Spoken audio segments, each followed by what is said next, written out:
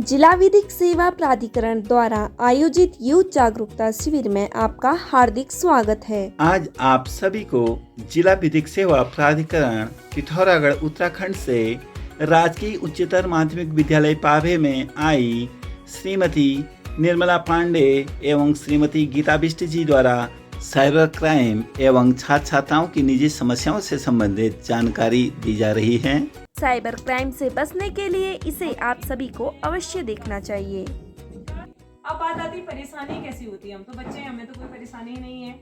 आपको कोई परेशानी नहीं है? क्या आप लोग आधा एक घंटा अपने परिवार के साथ बैठते हो? नहीं।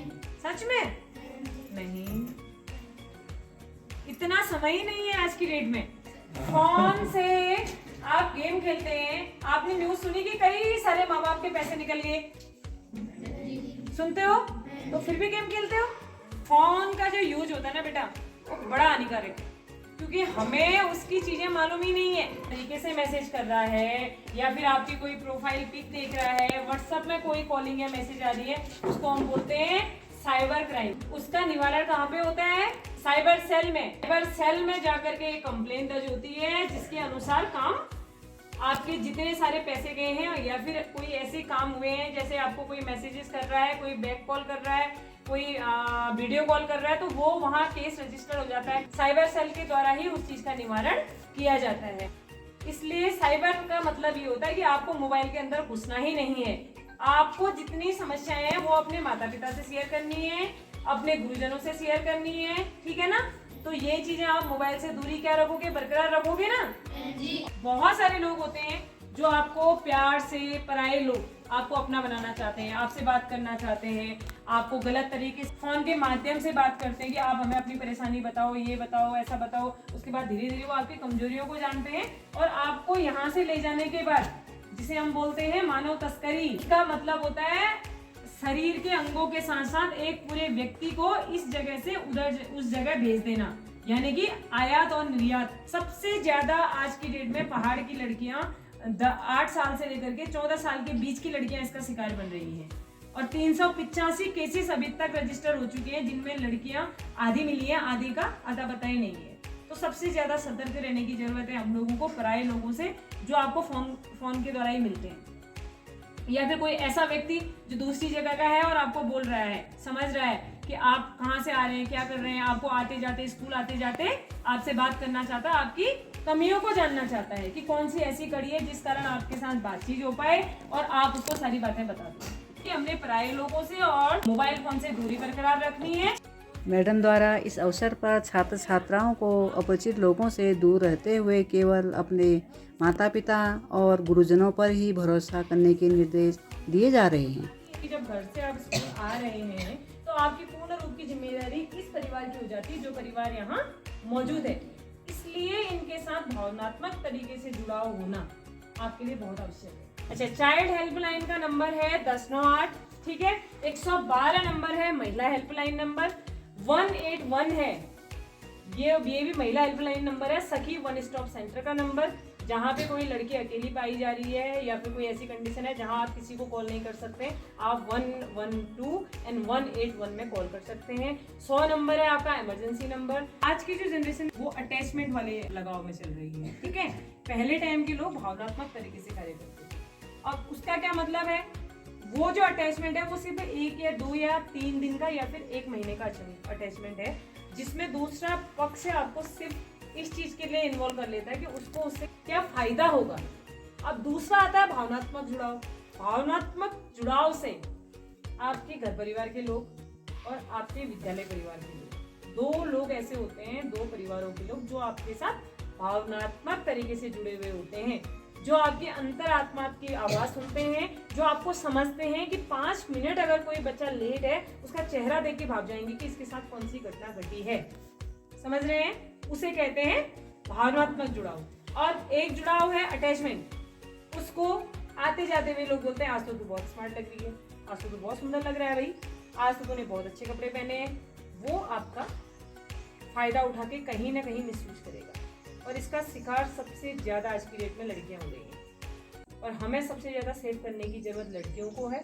पॉक्सो एक्ट एक ऐसा एक्ट है जिसके तहत 0 से लेकर के 18 साल तक की लड़कियों के साथ कोई ऐसी घटना घटे, अप्रिय घटना घट जाए। मैडम द्वारा इस अवसर पर बालिकाओं को आत्मनिर्भर बनने की प्रेरणा दी जा रही है। आज का ऑप्शन जो है सबसे पहले आत्मनिर्भर बनना। आत्मनिर्भर बनने के बाद आप शादी जैसी कंडीशन में अपने आप को सक्षम रख सकते हैं, स्वरोजगार से जुड़ सकते हैं। अगर कल के दिन कोई अप्रिय घटना आपके साथ घट गई तो आप कम से कम अपना स्तंभ बना के अपने परिवार को और अपनी जिम्मेदारियों का निर्वाह कर सकते हैं। इसलिए एक लड़की को शिक्षा के साथ साथ अच्छा संस्कार के साथ साथ मजबूत बनाना बहुत जरूरी है, क्योंकि कहीं ना कहीं हम लोग निर्भर रह जाते हैं पूरा पुरुषों के ऊपर या लड़कों के ऊपर। संस्कार जिस व्यक्ति के अंदर हैं, वो संस्कारों के साथ काम करेगा तो शायद कभी पीछे मुड़ के नहीं देख सकता।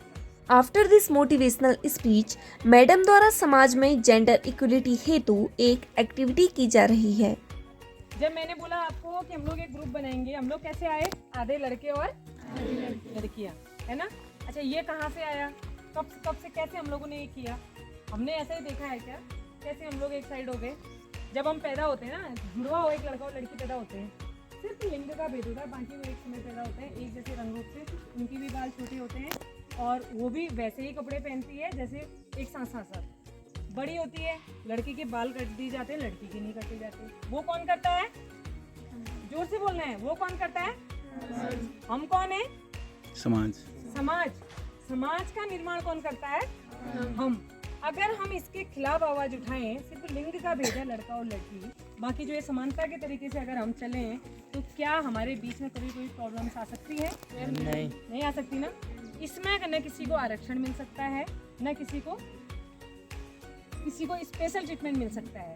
ये जो आपने हाथ पकड़ा है ना, ये इसलिए पकड़ा है कि मैं आज से ये वादा करता हूँ कि मैं अपने विद्यालय को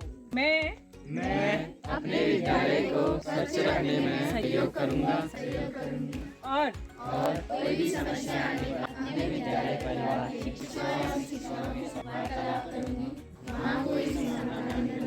मैं आपको सूचित करूँगा। हम लड़कों के कदम से कदम मिलाएंगे और लड़कियाँ लड़कों के कदम से कदम मिलाएंगी और लड़के लड़कियों के साथ कदम से मिलाएंगे। ठीक है? और एक और समस्या आती है बेटा, जिसको मैं आप लोगों के साथ शेयर करती हूँ। पीरियड्स होते हैं ना, लड़कियों को होते हैं ना। देखो, आधी लड़कियों के सर झुक गए। क्यों? पीरियड्स होते हैं, फिर झुक गया। पीरियड्स होते हैं, वो एक नियम है, वो नियम है, क्योंकि उसके बिना हर एक नारी अधूरी है कि हम उस चीज को लेने में अपना सर को नीचे करें। अगर कोई समस्या आती है, इसलिए लड़कों से मैं बोल रही हूँ, कभी भी किसी लड़की के कपड़े में दाग लगा दिखा तो हंसना नहीं है। आपको अगर उसकी हेल्प की जरूरत हो तो आपने सहज बनाना है, आपने टीचर तक बात पहुँचानी है। अगर वो नहीं कह पा रही है तो इसे कहते हैं आपसी सहयोग। ठीक है? और उसको किसी ने ये गंदे तरीके से नहीं लेना, मुझे तो पीरियड हो गया, नहीं बेटा। वो एक ऐसा देवी हम लोग कहेंगे कि उसके बिना कोई भी लड़की अधूरी है। धन्यवाद मैम। ओके पहाड़ी चैनल आपका बहुत बहुत धन्यवाद अदा करता है।